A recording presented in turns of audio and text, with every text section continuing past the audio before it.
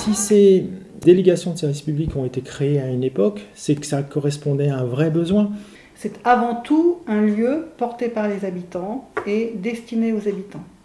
L'objectif, c'est que les gens se rencontrent, créent du lien sur un quartier et se sentent mieux, moins isolés, et du coup, ça lance des dynamiques qui, du coup, permettent à la personne de pouvoir se projeter dans un projet personnel. Et ça m'apporte beaucoup parce que ça me permet de rencontrer des gens, de me sentir utile vis-à-vis des enfants et puis ça me fait réviser toutes mes matières que je faisais au niveau du CM1, CM2 et ça fait pas de mal. Un centre social pour moi c'est créer du lien, c'est important, une dynamique de quartier avec tous les habitants du quartier, d'où qu'ils viennent. Et l'interculturalité, c'est de la solidarité, c'est tout simplement du plaisir d'être ensemble. Je suis à la Clairière depuis que je suis née, on fait des activités, on est parti à Courbevoie avec mon copain, on fait l'accompagnement scolaire, il nous aide à faire nos devoirs, je trouve ça vraiment bien. J'ai fait des formations pour des certificats de la langue française, j'ai eu mon diplôme. Et après, ça m'a permis de rencontrer des gens. La Clairière est comme mon deuxième famille. Je n'oublie jamais à la Clairière jusqu'au bout. Et à la Clairière, c'est tout pour moi en fait. Je suis japonaise, je prends le français à la Clairière.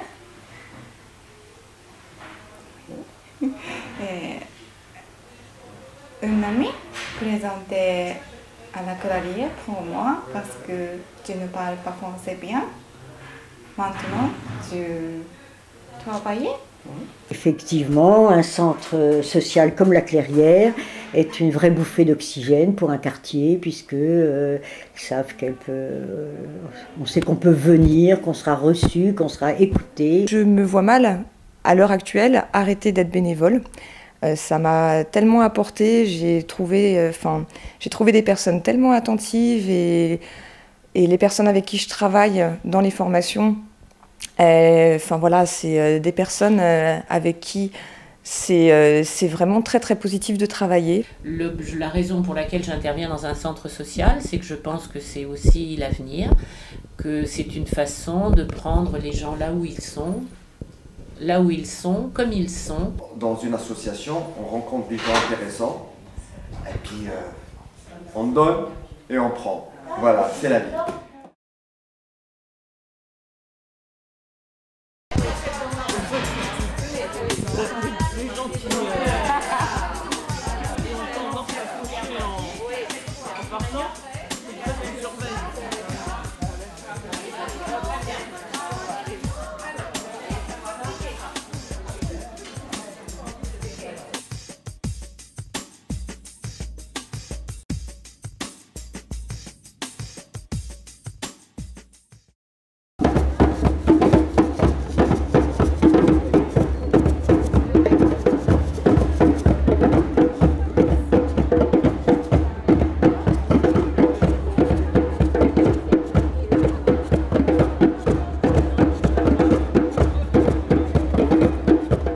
À la Fédération des centres sociaux, à un moment donné, on s'est énormément inquiété parce qu'on a vu notamment des associations et des petites associations qui travaillaient très fort dans des quartiers très difficiles de Paris et qui étaient en grand danger d'arrêter leurs activités, voire de disparaître.